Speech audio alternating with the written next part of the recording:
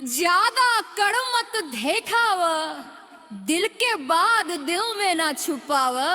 सच्चा अगर प्यार बातों साथ निभैहा, नहीं तो रानी से दूर रही हा।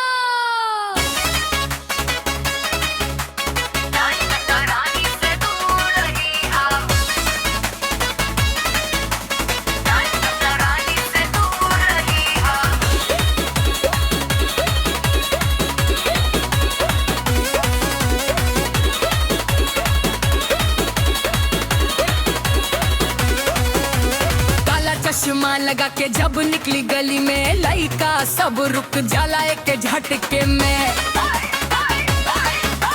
चाल हमर मस्त अदा एक कमाल बा, देख के पड़ोसी बोले ई त बवाल बा। साड़ी होके चाहे ड्रेस नया नया, रानी के आगे फीका लागे शहर सारा। दिलवा चुरी ले त सजा भी मिलेगी, प्यार के अदालत में सुनवाई चलेगी। नजरिया मिले दिलवा हिलेगा, छेड़बो अगर केस तोहरी रानी लगेगा। नाम हमारा प्राण बराजा, दुनिया हमरा पीछे चलेगी। नाम ब्रांड रहती, नाम ब्रांड रहती, तोहर शहर में चर्चा दिन रात रहती। दिल के फैसला रानी करेगी, इस तेरी रानी लड़ेगी, तेरी कहानी बदलेगी। नाम हमारा प्राण बराजा, दुनिया हमारा पीछे चली।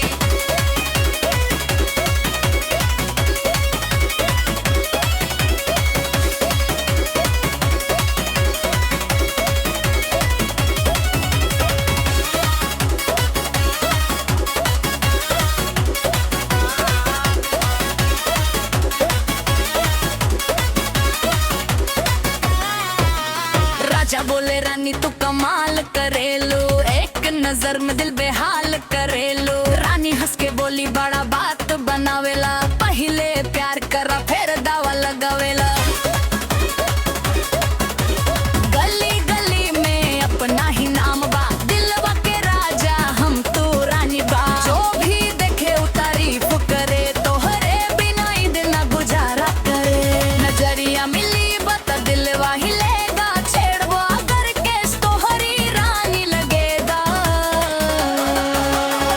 नाम हमारा ब्रांड बराजा, दुनिया हमरा पीछे चलेगी। नाम ब्रांड रहती, नाम ब्रांड रहती, तोहर शहर में चर्चा दिन रात रहती। केस तेरी रानी लड़ेगी, दिल के फैसला रानी करेगी, केस तेरी रानी लड़ेगी, तेरी कहानी बदलेगी। नाम हमारा प्राण बराजा, दुनिया हमरा पीछे चलेगी।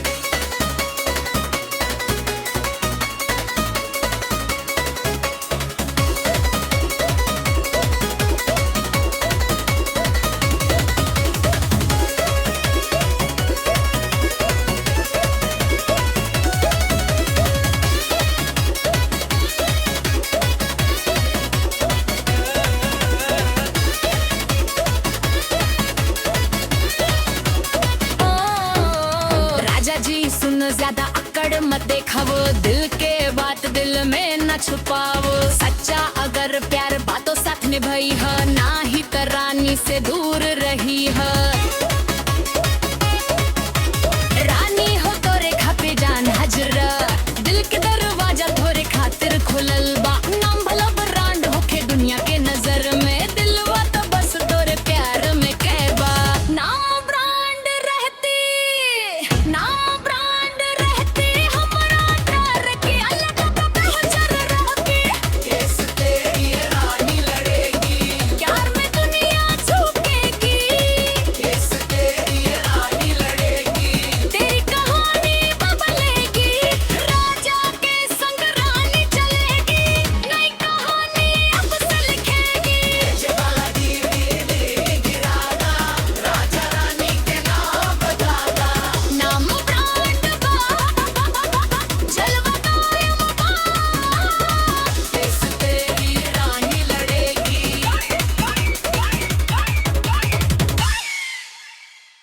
और राजा दीस